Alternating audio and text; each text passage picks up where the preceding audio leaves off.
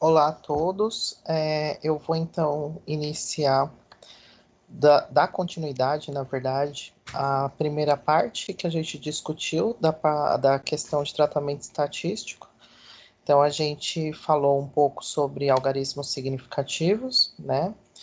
Então, sobre medidas, porque isso é extremamente importante, a gente entender o que que é uma medida e como que a gente apresenta os valores obtidos, né, dessas medidas. E agora a gente vai para a segunda parte, que é estudar um pouco melhor, né, estruturar um pouco melhor como que a gente vai fazer, né, a comparação desses dados, né, entre si e em relação ao resultado que era esperado, né, gostaria que a gente tivesse. Então, para isso, a gente precisa descrever melhor, né, e trabalhar um pouco melhor com a questão dos conceitos de erros, desvios e incerteza, né? Então, para isso, a gente vai precisar ter um período aí para poder discutir essas questões, tá? E para a gente poder entrar já de imediato nesse assunto, a primeira parte que a gente precisa discutir, entender, é a questão da exatidão e da precisão, tá? Então, a gente precisa entender o que que significam, né? Porque, às vezes, no laboratório, quando a gente está fazendo um experimento, né, e obtendo os resultados, alguém fala assim, esses resultados estão bem precisos. E aí, muita gente acaba usando o termo de forma aleatória, sem entender o sentido dela, né? Ou então, esse resultado é exato, mas o que que significa exatidão, né? Então, a gente precisa entender exatamente o que que significa esses dois conceitos, tá? Então, se a gente observar exatidão, a gente está falando do maior ou menor aproximação entre o resultado que eu estou obtendo, né? Então, eu fiz a análise e eu estou chegando num valor, num resultado, e a comparação desse resultado com o valor verdadeiro, ou seja, o valor que de fato eu tenho, né, na minha amostra, em termos de uma dosagem, alguma coisa assim, tudo bem? Então, a exatidão ela vai fazer, na verdade, uma comparação entre o valor que eu estou obtendo e o valor que é real. Obviamente que quanto mais próximo for o valor que eu obtive do valor real ou do valor verdadeiro, significa que a minha exatidão é maior, tudo bem? E, portanto, isso é um indicativo de que a minha análise, né, apresentou um bom resultado. Só que, quando a gente fala de exatidão, a gente está falando da comparação de um valor obtido com o valor verdadeiro. Esse valor que você obteve uma vez é um pouco arriscado de você acreditar que seja o valor verdadeiro que você encontrou na sua amostra, porque você está fazendo análise uma única vez, né? Você não sabe se aconteceu algum problema que levou aquele resultado, né? Então, aí entra a segunda definição, que é da precisão. Então, a precisão, ela vai representar a dispersão dos valores resultantes.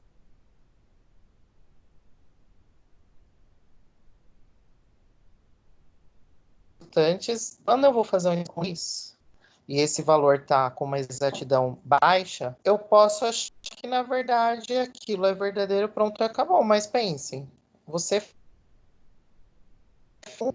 né, pode ter acontecido algum problema naquela análise que levou aquele resultado, mas que o que apresenta a amostra. Para que eu tenha uma, né, uma melhor ideia do que está acontecendo, eu não posso fazer uma análise uma única vez. Eu preciso repetir. E aí é que a gente vai ver o conceito de precisão. Por quê?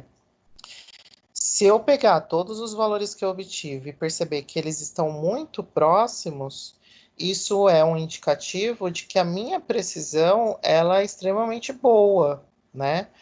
Se esses valores, né, se a média final desses valores estiverem próximos do valor verdadeiro, isso significa que, além de precisão, eu também tenho a exatidão da minha técnica, né? Então, eu tenho uma boa exatidão e uma boa precisão.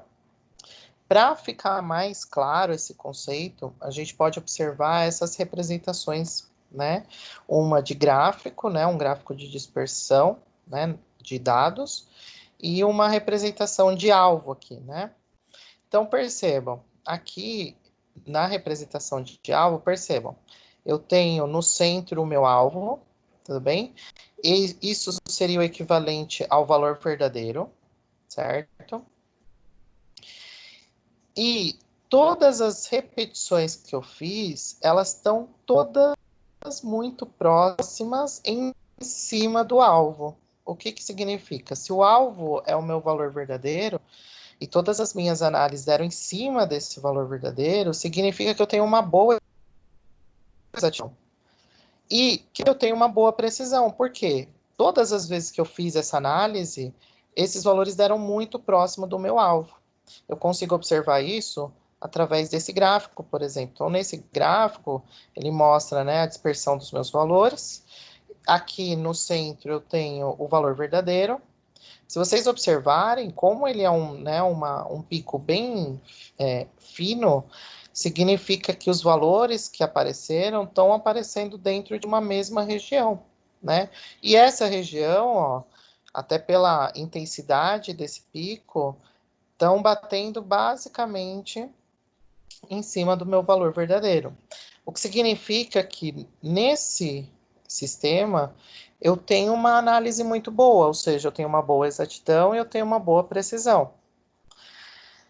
Se a gente observar um outro caso aqui, a gente percebe o seguinte, nesse caso, né? Que os meus valores, então, eu continuo tendo no centro o meu valor verdadeiro, só que os meus, se a gente pegar e observar, né, a distância desses resultados em relação ao valor verdadeiro, o que que eu observo? Se eu tirar a média deles, né, eu vou chegar basicamente no valor verdadeiro, né? Então, a gente pode dizer que, nesse caso, eu tenho uma análise exata? Tenho. Se eu tirar a média de todos esses valores, né, observe a distância desses valores em relação ao meu centro, que é o valor verdadeiro. É praticamente o mesmo. Quando eu tirar a média disso, significa que o meu valor vai dar muito próximo do exato. Mas por conta da média que eu tirei desses valores.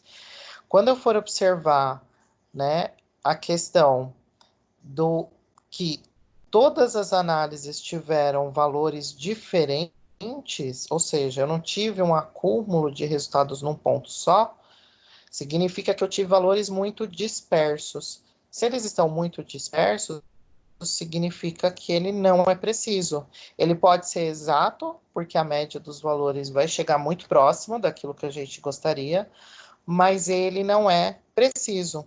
É a mesma história que você, por exemplo, quando você vai, vamos pensar numa escola tradicional que use o sistema de notas para um aluno passar ou não, né?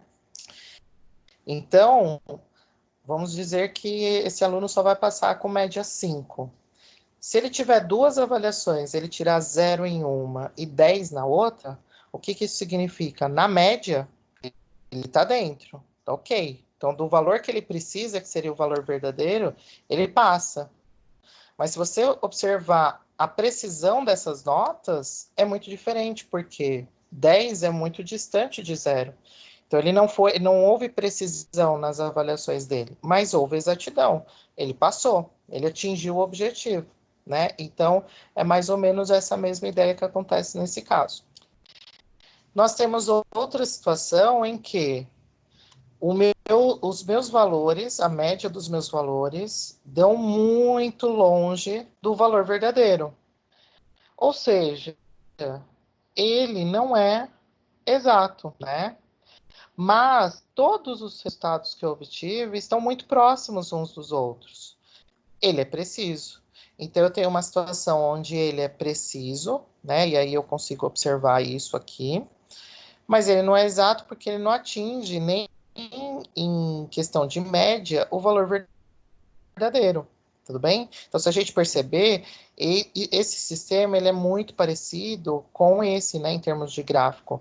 A única diferença é como ele não é exato, a gente percebe que a maioria dos nossos valores foram obtidos sempre longe do valor real, tudo bem? E a pior situação de todas é quando a gente tem um sistema que é não preciso e não exato, ou seja, ele não atinge meu alvo, né? Então, os meus valores, posso tirar a média, o que for, não vai atingir o meu alvo, então ele não é exato. E os valores são muito distantes uns dos outros, ou seja, ele não é preciso. Então, eu tenho um problema dos dois lados. Percebam que essa representação é parecida com a primeira, com a diferença que a primeira, ela ainda é um pouquinho melhor no sentido de que você tem, pelo menos, né, um resultado próximo do real, né? Mas aqui nesse caso nem isso, né? Ele não é exato e ele não é preciso. Tudo bem?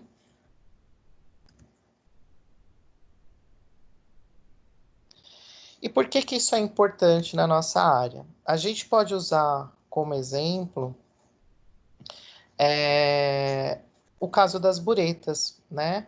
Então, acho que a gente ainda não teve a oportunidade de discutir isso, mas a gente tem dois tipos de buretas, né? E essas buretas, elas seguem alguns critérios, algumas normas internacionais, tá? Então, o que que acontece? Nós temos dois tipos de bureta, né? Bureta do tipo A e bureta do tipo B. E qual que é a diferença, né, dessas duas classes? Basicamente é a precisão, né? Porque a precisão, ela também está ligada à questão dos menores valores que eu consigo obter, né, de um instrumento de medida. Então, se a gente observar aqui, ó, né, eu coloquei a tabela da norma, a gente tem os tipos de bureta, tá?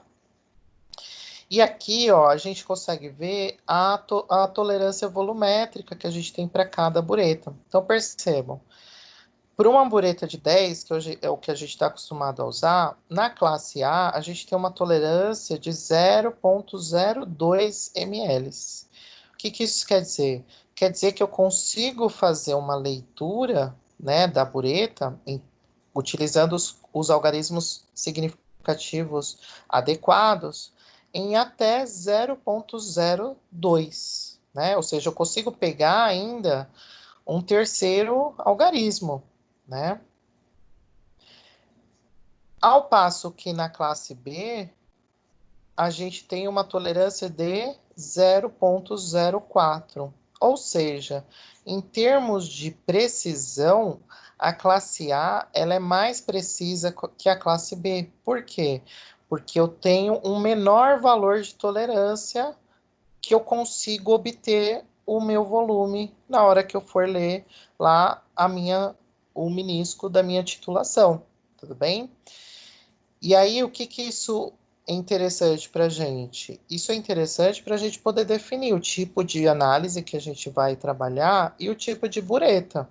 Se eu quero uma análise com uma precisão melhor, então o ideal é que eu use uma bureta do tipo classe A, tá?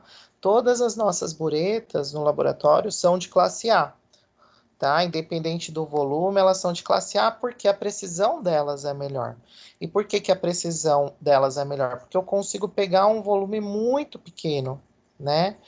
De diferença entre os valores. Então, isso para nós é bem interessante para atingir de fato um valor mais preciso e, obviamente, isso vai ajudar a chegar num resultado final mais exato. Tudo bem? Aqui eu peguei parte da tabela, tá? E aqui eu tô colocando o restante dela, tá? Basicamente, aqui é só a demonstração das diferenças, né, entre as buretas. Então, o volume, as subdivisões que tem, né? Então, perceba, não sei se vocês lembram da aula de algarismo significativo, A precisão, ela vai ser basicamente a metade, né, da minha subdivisão. Então, é basicamente o que está acontecendo em boa parte, né? Tem uma variação, isso depende de cada fabricante, mas é basicamente a regra que a gente segue, né, para a questão da precisão. E a questão da escala em tamanho, né? Os tamanhos das buretas, então tudo isso a gente tem já normatizado.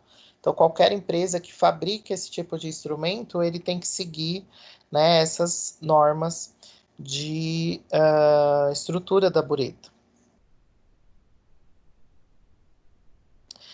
E aí a gente entra numa questão que são os erros de medições, né? Então, é comum existirem erros de medições? É comum, tá? A gente só precisa entender quais são os tipos de erros e dentre esses tipos de erros, quais são aqueles que são possíveis de você ajustar e corrigir. Alguns não são, outros são, tá? Então, por maior cuidado que se tenha nas medições, ou por melhor que sejam os instrumentos, por melhor que sejam as condições ambientais, ninguém é perfeito, né? Não existe um analista perfeito. E, portanto, o bom analista, ele será aquele capaz de identificar os possíveis erros e, a partir disso, fazer a quantificação dos seus dados. Tudo bem? Então, gente, os erros de medições a gente pode classificar em termos de 3 tipos, tá? Os erros grosseiros, os erros sistemáticos e os erros aleatórios. O que seriam os erros grosseiros?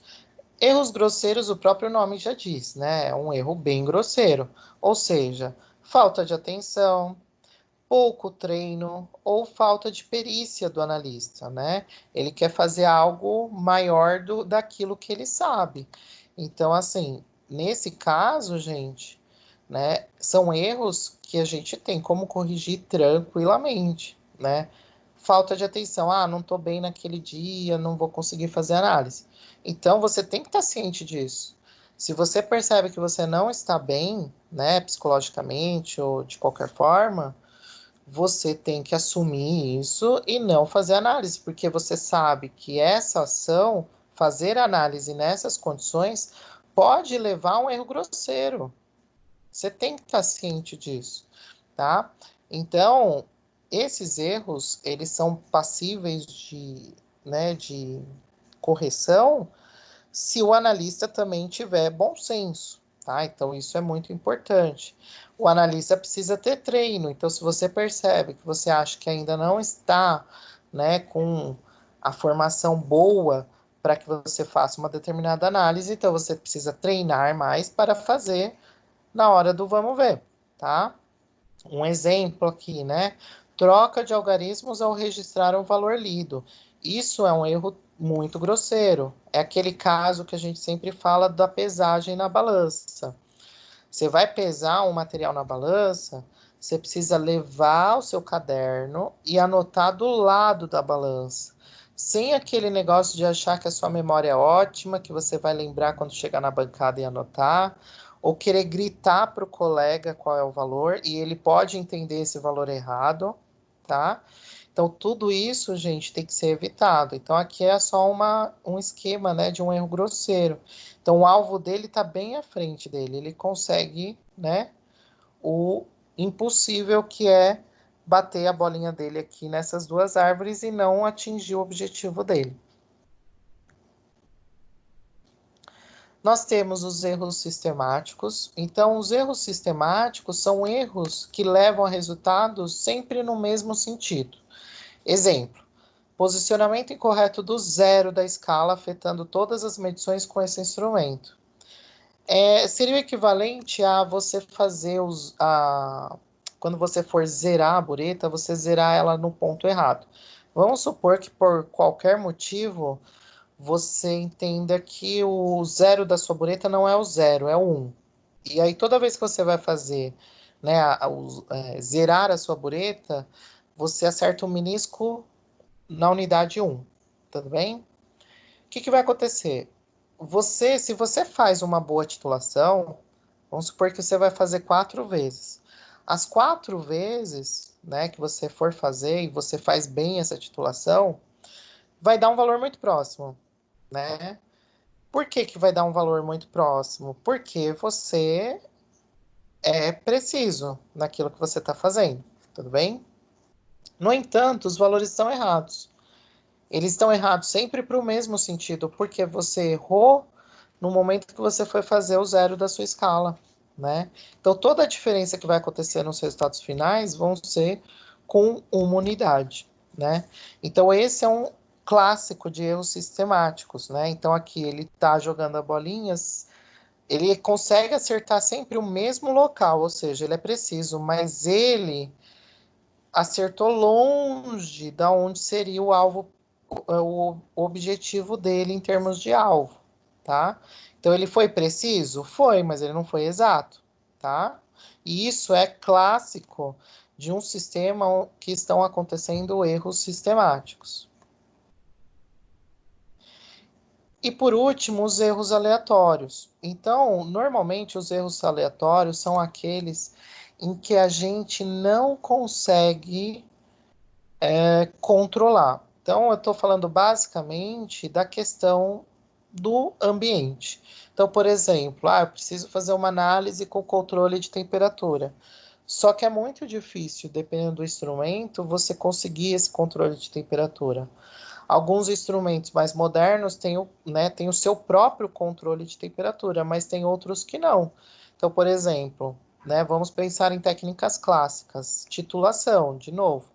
Você vai fazer a titulação no laboratório, é óbvio que a gente espera que a temperatura seja mantida sempre a mesma, por conta da variação do volume das vidrarias, né? A gente já discutiu isso na questão da aferição das vidrarias, como a temperatura influencia. Então, gente, para a gente controlar um sistema em termos de temperatura numa titulação, a gente tem que controlar a temperatura do ambiente. Só que percebam, isso é muito complicado, porque você está num ambiente que outras pessoas trabalham. Você mantém a porta fechada, ar-condicionado. Quem garante que aquele ar-condicionado está bem calibrado, bonitinho, para manter a temperatura sempre daquela forma durante, sei lá, 3 horas? Quem garante que não vai vir algum analista, algum outro funcionário e abrir a porta do laboratório? E quando abrir a porta do laboratório, você tem a variação da temperatura. Então, assim, são coisas que a gente não tem como controlar, né? Ou então, quando a gente está mexendo com soluções que são fotossensíveis. Então, como que a gente vai trabalhar com uma solução que é fotossensível? Ele vai ficar exposto um tempo à luz? Vai, mas será que isso não muda dependendo do tempo que ele vai ficar exposto? Vai, a gente sabe que vai, né? Então, a gente tenta evitar ao máximo, a gente tenta acertar ao máximo, controlar ao máximo, mas estejam cientes de que os erros aleatórios a gente não consegue controlar totalmente, completamente. Dessa forma, o que que significa?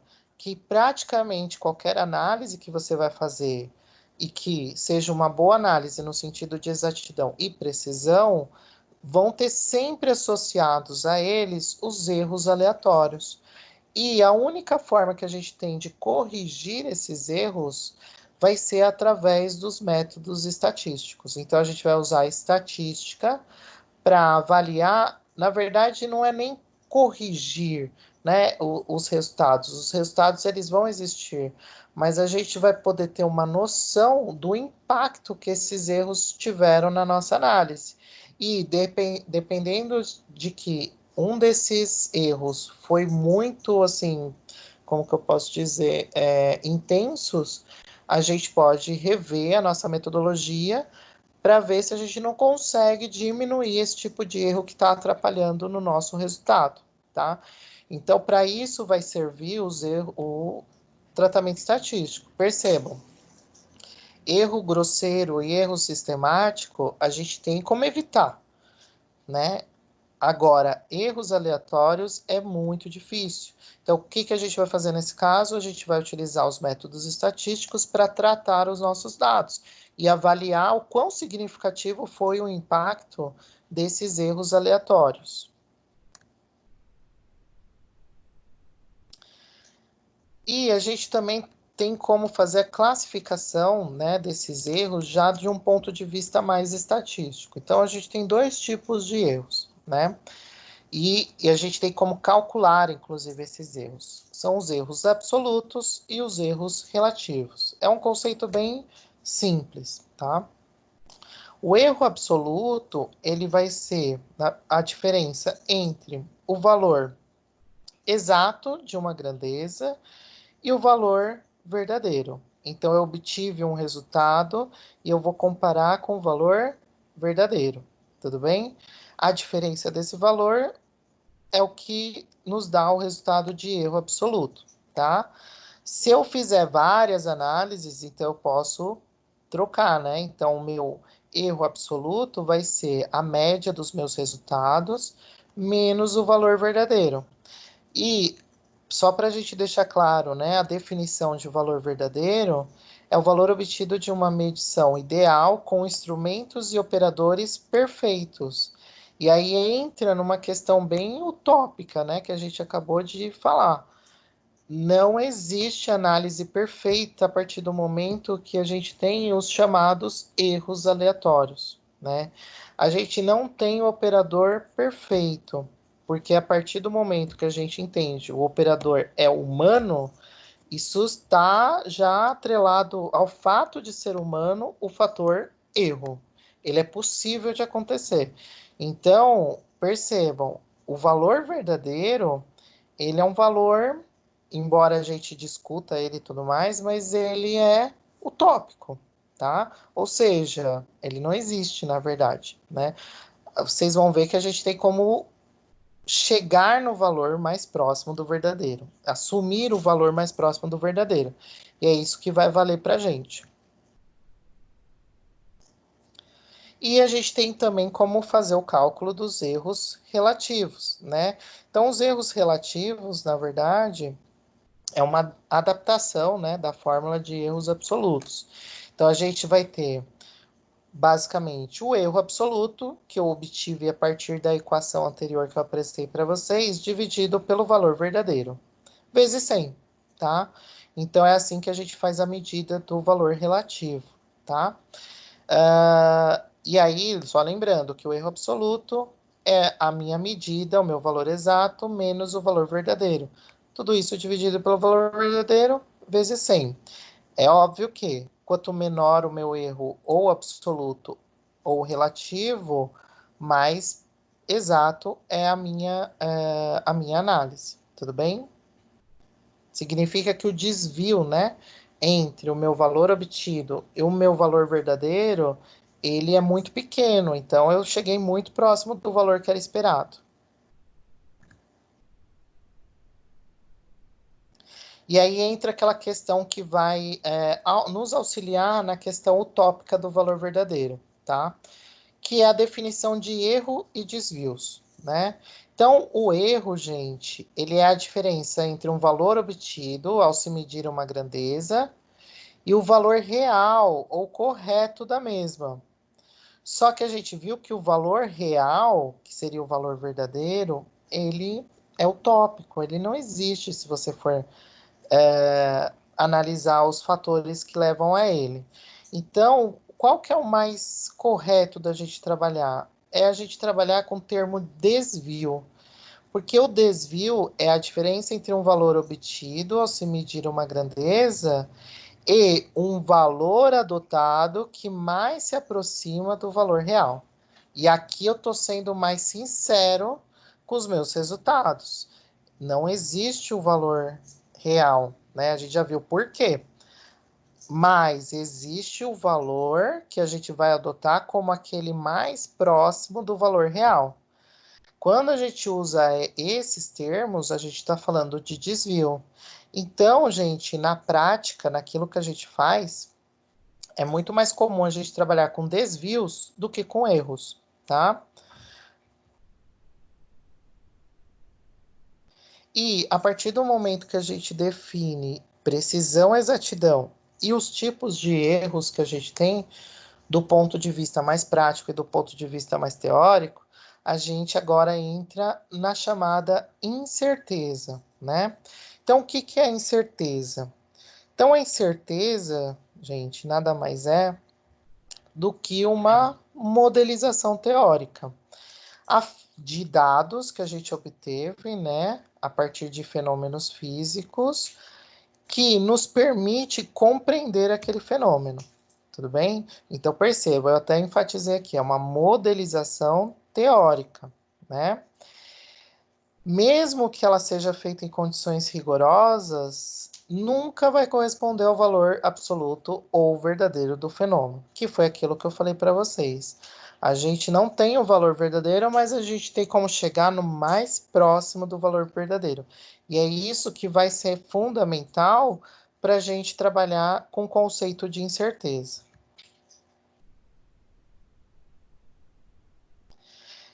E por que que a incerteza é extremamente importante? Se a gente não tiver um valor de incerteza, na hora que a gente precisar tomar decisões, né, que vão depender de resultados, né, obtidos, sem a incerteza, eu posso estar tomando uma decisão incorreta, tá? Alguns exemplos disso no nosso dia a dia. Consequências econômicas. Então, por exemplo, eu vou rejeitar um produto que não estava de acordo, ao invés de aceitar. Ou seja, eu peguei um valor absoluto, né, que eu obtive de um resultado, eu vi que ele não bate com aquilo que era esperado para o meu produto, então eu não vou aceitar ele, não vou comprar esse produto. Tudo bem? Consequências judiciais.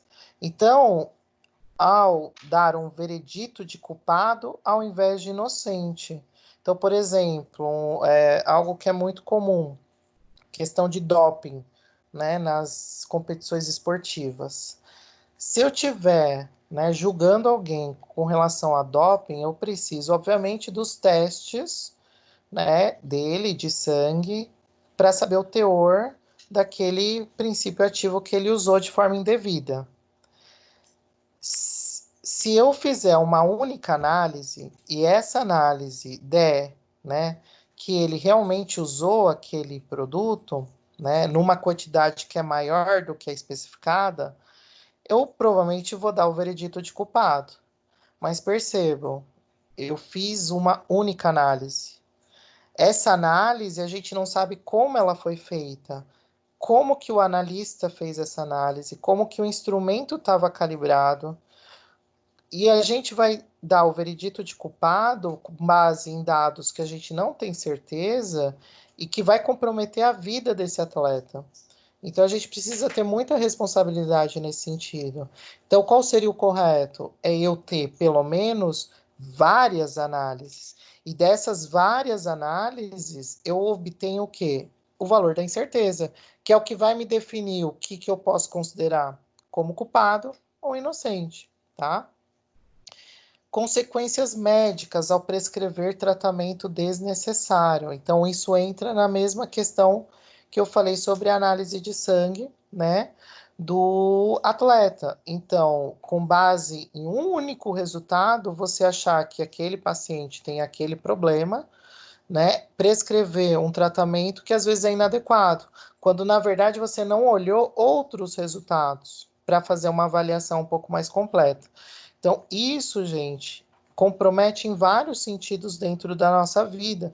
Imagina para nós, da área química, que a gente precisa e lida, né, com os resultados de análise. E aí, como que a gente normalmente representa, né, a incerteza em termos gráficos? Aqui nós temos essa linha vermelha. Essa linha vermelha, ela representa o valor real, ou o valor mais próximo do real, tudo bem? As bolinhas representam o meu resultado obtido. Então, percebam, se eu olhar essa bolinha aqui, que não tem a incerteza, a coisa que eu posso afirmar é: o resultado não está de acordo com o valor real. E por que que eu estou falando isso? Porque a minha bolinha ela não bate no meu valor real. Agora, se eu fiz várias análises, fiz o tratamento estatístico e defini que o meu resultado ele tem uma margem de erro, ou seja, ele tem uma incerteza, e como que eu represento a incerteza? Por essa barra, né? Que tem para mais e para menos. O que que ela indica? Ela indica que o meu resultado, a média do meu resultado, deu aqui, ó, em cima dessa bolinha. Mas que, com base no meu tratamento estatístico, em tudo que eu fiz nas minhas análises, esse valor ele pode variar para mais e para menos. Quando isso acontece, o que que a gente percebe? Que dentro da variação aqui está passando o meu valor verdadeiro. Ou seja, o meu resultado aqui, ele pode estar muito próximo, sim, do meu valor verdadeiro. Qual argumento que eu uso? A incerteza. É aquela mesma história quando a gente tem campanhas eleitorais em que se faz, né, a porcentagem de cada candidato na questão de declaração de voto.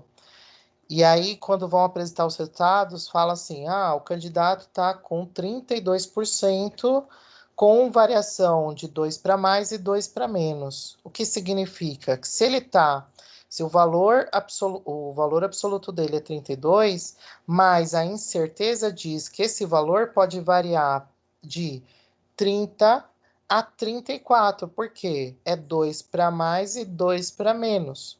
Tudo bem? Então, é a mesma ideia. O que a pessoa que apresentou esse resultado está falando é incerteza. E aqui eu estou representando pelo gráfico, tá? Percebam, sabe aquela história de você não comprar um determinado material porque ele não está de acordo com o valor real? Se você fizer isso com base nesse valor sem incerteza, realmente você não vai comprar. Mas se você colocar incerteza, você vai perceber que você poderia comprar esse material. Por quê? A variação dos erros que estão acontecendo nessa análise indicam que esse resultado ele pode variar nessa faixa e, portanto, ele estaria adequado para que a gente pudesse comprar. Tudo bem? E aí um exemplo. Então aqui, ó, a gente tem o valor ideal, né, que seria o valor real da minha análise, do meu produto, vamos pensar assim, um produto com princípio ativo, e eu só vou comprar o produto que tiver dentro das minhas especificações. Então, o que, que seriam as minhas especificações? Seriam o meu limite superior e o meu limite inferior. Então, eu falo assim, ó, só vou comprar material que esteja com a especificação dentro dessa faixa. Tudo bem? Se a gente observar os resultados de A a D, só existe um produto que a gente poderia comprar com toda certeza que estaria dentro dessa faixa, que é o produto A. Porque tanto o seu resultado quanto a sua faixa de incerteza estão dentro daquela minha especificação. Se eu pegar o produto B, vamos pensar assim que eu quisesse comprar mais um produto além do A. Vou ter que arriscar, porque o B, embora, né, boa parte dos seus valores estejam dentro da especificação, o erro indica que ele ultrapassa um pouquinho o limite superior. Então, assim, ele não está totalmente dentro da especificação, né? E a gente pode ir para o lado oposto, o caso E. O caso E, gente, não tem o que fazer, tá? Não tem como fingir, nem nada disso. Porque tanto o seu valor absoluto quanto a sua variação em termos de incerteza, eles estão totalmente fora da nossa especificação. Então, se eu tivesse que escolher um produto, né, entre os cinco, com certeza eu escolheria o produto A, tá? Por conta desse resultado. E aí, gente, né, para fechar a ideia de incerteza, a gente pode usar o princípio do direito romano, né? O princípio do direito romano, ele diz o seguinte, que uma testemunha é igual a nenhuma testemunha. Ou seja, é totalmente desaconselhável, não se pode fazer isso, tá? Basear ou tomar uma decisão com base num único resultado. É extremamente necessário você repetir as mesmas análises para ver se o resultado é realmente aquele, tá? E aí isso é muito importante, porque dependendo da área que você for trabalhar, então vamos ver áreas mais sensíveis, área de alimentos, farmacêutica, análises clínicas. Você não pode, né? Não existe esse direito, né? O analista não tem esse direito, né? De errar nesse resultado, de apresentar um resultado equivocado. Por quê? Porque esse resultado vai impactar na vida das pessoas. A partir desse momento, você tem que levar em consideração todos os erros que são possíveis, anular todos esses erros, né, que são anuláveis, no caso, os erros grosseiros e os erros sistemáticos, saber que existem os erros aleatórios, mas que eles são passíveis de avaliação a partir do momento que você faz o tratamento estatístico, e aí entra a questão da incerteza, né? A partir do momento que você repete aquela análise, então, não vou fazer só no laboratório, eu vou fazer em 3 laboratórios, para ver se o resultado é esse mesmo. Tudo isso é aconselhável, tá? Por quê? Para você garantir que aquele resultado que você vai apresentar, ele é fidedigno, ele é próximo do resultado real. E entender que isso vai ter impacto na vida das pessoas, tá? Se não for na vida das pessoas, vai ser na vida da indústria que você trabalha, na questão, né, de valores, né? Então, tudo isso, gente, tem que ser levado em consideração, né? Então, o analista, né, quem trabalha nessa parte analítica, ele não tem o direito de errar. Por quê?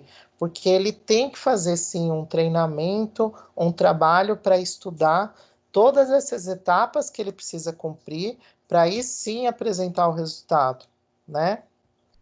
E ter segurança, né? Isso é o mais importante, porque você vai assinar.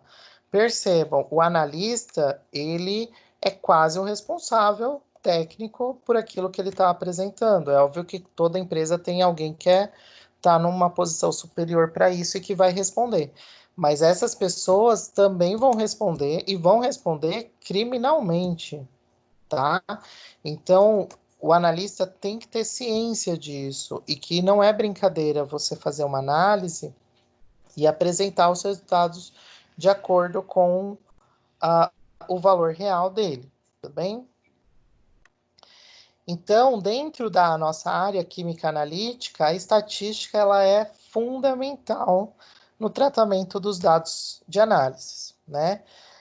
Nós só vamos chegar perto da verdade, e aí a gente representa a verdade, né, o valor verdadeiro, né, por mim, com um bom sistema de medição. Então, foi aquela questão que eu levantei na aula anterior sobre o que é medir, como medir e como tirar os valores dessa medição com os números de algarismos significativos corretos, de modo a apresentar os valores mais próximos do real, ou seja, com uma alta exatidão e com um número grande de repetições, para que a gente tenha também a precisão. Então, o nosso objetivo, na verdade, é esse, gente: a alta exatidão e a alta precisão.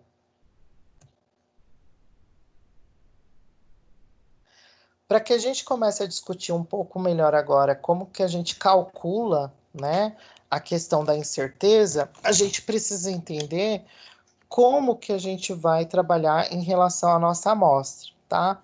Existem duas formas de trabalhar a questão dos dados que a gente vai recolher. A gente pode trabalhar com os dados da população, tá? O que eu falo em relação à população? Quer dizer que quando eu for fazer uma análise, eu vou avaliar o todo, tá? Um exemplo, quando a gente tem o censo do IBGE, né, que é feito a cada 10 anos, para avaliar o perfil do povo brasileiro. Essa análise, ela não é feita por amostragem, ela é feita por população. Então, na verdade, toda a população é consultada, né? Então, isso é uma situação que é um pouco mais difícil, porque demanda tempo, demanda dinheiro, tanto é que ela é feita a cada 10 anos, porque, assim, não é fácil fazer isso. Demanda equipe, né? Essa situação nós não costumamos trabalhar na nossa área. O que que a gente vai trabalhar na nossa área? Com amostras. Então, eu não vou analisar todo o meu material. Eu vou coletar uma amostra e essa amostra precisa ser representativa do todo e fazer análise nessa amostra, né? E não em todo o material. Então, por exemplo, se eu tenho lá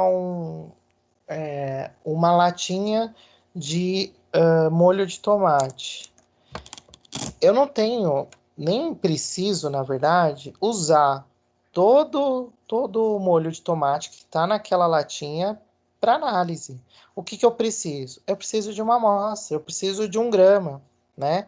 Então, o que que eu vou fazer? Eu vou pegar 1 grama da minha amostra. Só que, assim, esse 1 grama, ele precisa ser representativo do todo. O que que eu quero dizer com isso?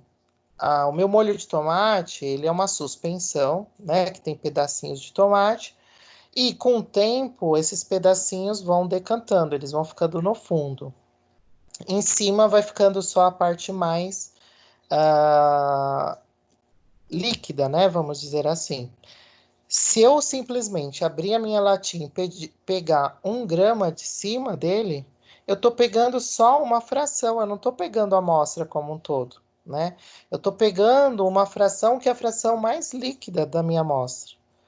É isso que eu quero avaliar? Normalmente não, eu quero avaliar o todo, eu quero avaliar o molho de tomate tal qual ele é.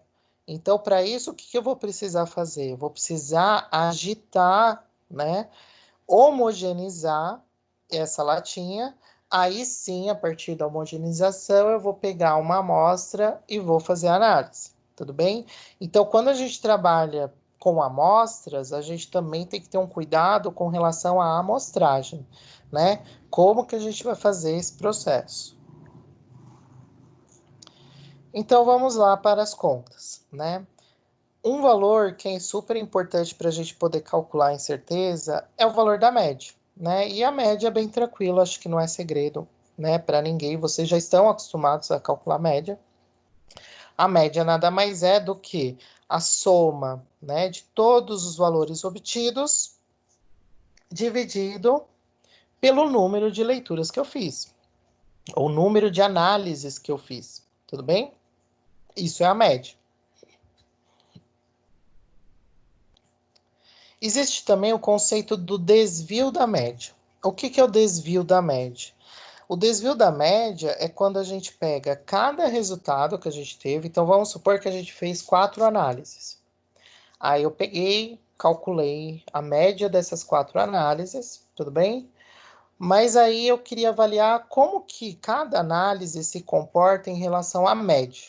Então, o que que eu faço?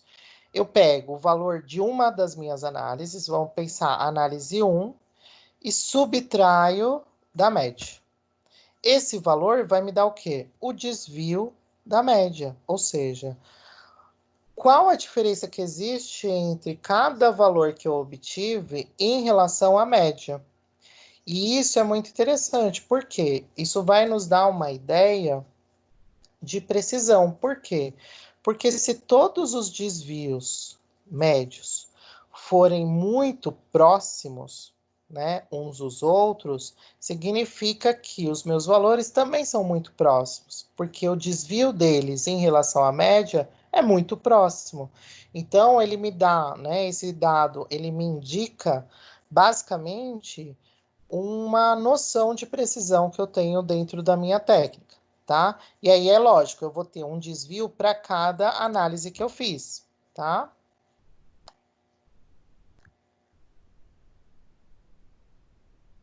E aí nós temos também como fazer, né, o cálculo do desvio médio. O desvio médio nada mais é do que pegar todos os desvios da média, ou seja, daqueles valores que eu obtive no slide anterior, e fazer a média desses valores. Só que, como nos resultados dos desvios da média, eu posso ter valores positivos e negativos, então a gente vai trabalhar aqui com os desvios da média em módulo, tá? Então a gente pega, soma todos os desvios em módulo, só lembrando, quando a gente coloca um valor em módulo, o sinal final dele é sempre positivo, tá? E divido pelo número de análises, tudo bem? E aí isso vai só confirmar aquilo que eu já falei para vocês. Quanto mais baixo for o meu desvio médio, mais preciso é o meu instrumento, né?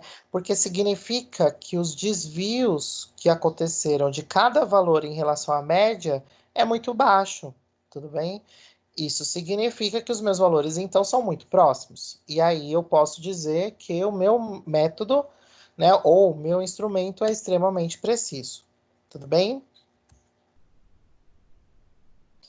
E aí, pré-treino, né? Eu vou deixar esse exercício aqui para vocês poderem, né, com base nesses valores, calcular a média, os desvios da média e o desvio médio. E mostrar o quão preciso, né, são os resultados que a gente obteve nesse exercício. Tudo bem? E aí, né, por último, o famoso desvio padrão, né? Então, o que que é o desvio padrão, gente? O desvio padrão, ele vai ser a nossa principal ferramenta estatística de demonstração da incerteza. O que que eu quero dizer com isso? Lembra as barras para mais e para menos que eu mostrei para vocês nos gráficos? A altura dessas barras vão ser dadas pelo desvio padrão. Tudo bem? E como que a gente calcula o desvio padrão? A gente tem dois tipos de desvio padrão. Isso vai depender de como a gente fez a amostragem. Tem para a população e tem para a amostra. A única diferença, gente, é aqui nesse valor, né, que é o N, que aqui na amostra vai ser N menos 1. Essa é a única diferença, tá? Mas nós, na nossa área, vamos trabalhar com amostra, tudo bem? Então, essa aqui é a equação que a gente vai utilizar para trabalhar desvio padrão. Então, o desvio padrão, que é representado por S, desvio padrão para amostra, ele vai ser, né, a raiz. Dentro dessa raiz, eu vou ter uma divisão, né? No numerador, a gente vai ter os desvios da média elevado ao quadrado, tudo bem? Dividido por n menos 1, certo? Então, é assim que a gente calcula. Por isso que eu comentei dos cálculos de desvio da média, porque a gente vai precisar desses valores para poder usar aqui, certo? Porque, na verdade, ó, o desvio médio, se vocês observarem, a gente já está calculando aqui, né? E aí a gente só precisa dividir por n menos 1, certo? E aí a gente tem como calcular o desvio padrão.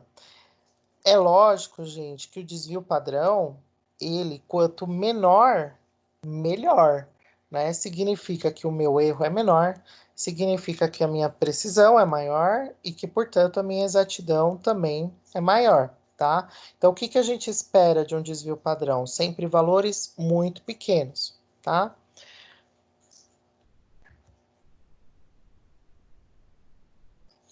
E aí, como que a gente vai apresentar o valor, né, de desvio padrão? A gente normalmente vai apresentar da seguinte forma. A gente vai colocar a média do nosso resultado, né? A média normal que a gente obteve do nosso resultado, mais ou menos, desvio padrão e a unidade. Então, aqui um exemplo, né, de uma medida de comprimento. A média, então eu fiz várias medidas e obtive essa média, mais ou menos. A partir das várias medidas que eu fiz o cálculo de desvio padrão. Então, eu obtive esse valor de desvio padrão, 1,05 centímetros. E aí vem a unidade, tá? A unidade não pode esquecer dela, tá? Lembrando que a gente tem algumas. Não existe uma regra específica com relação ao número de algarismos significativos, tá? Que a gente vai colocar para o desvio, certo? A gente tem algumas situações em que o desvio segue, né, o mesmo número de algarismos significativos da média, mas também nós temos situações onde o que vai definir, né, o que vai ser regra, seria manter o mesmo número de casas decimais do desvio em relação à média, tá? Aqui não é o que está acontecendo aqui. Aqui, na verdade, ele está seguindo o mesmo número de algarismos significativos, mas só para vocês terem noção de que as duas possibilidades existem. E aí, para complementar, também vou deixar esse exercício, né, de uma análise que foi feita em ppm, né, 10 vezes, então aqui tem os 10 resultados, então eu gostaria que vocês fizessem o cálculo da média, os desvios da média, o desvio médio e o desvio padrão. E apresentar o resultado de acordo com o slide anterior, que é a média, mais ou menos o desvio padrão e a unidade. E é isso. Então, com essa aula, a gente encerra a parte de tratamento estatístico, tá? A ideia é que a gente possa usar agora essa ferramenta para a análise dos resultados de vocês. Então, qual que é o objetivo? Agora, a gente, quando for fazer, né, as volumetrias, as titulações, a gente vai trabalhar sempre naquele esquema, né, de fazer 4 vezes. Quando vocês forem apresentar os resultados nos relatórios, vocês não vão mais simplesmente só mostrar a média e falar, olha, o valor tal, ele tá meio estranho. Não. Agora, o que que vocês vão fazer? Vocês vão pegar esses valores, vão calcular a média e calcular o desvio padrão. E aí vocês vão mostrar o resultado de vocês com o desvio padrão. Isso começa a ser já um refinamento do tratamento estatístico. Vocês vão ver que isso é só o começo. Mas é o começo que eu gostaria que vocês tivessem agora nessa disciplina. Quando vocês passarem, né, para a próxima fase, que é a análise química instrumental, aí a gente começa a introduzir outras ferramentas estatísticas, outras formas de tratar esses dados ou de melhorar o tratamento desses dados. Por hora, o que que eu vou querer então de vocês nos relatórios? Eu vou querer que os resultados, a partir desse momento, sejam apresentados com o devido tratamento estatístico, ou seja, com a apresentação da incerteza, o desvio padrão. Tudo bem? Esse é o principal objetivo para que a gente possa seguir adiante dentro dessa disciplina, tá certo? Obrigado.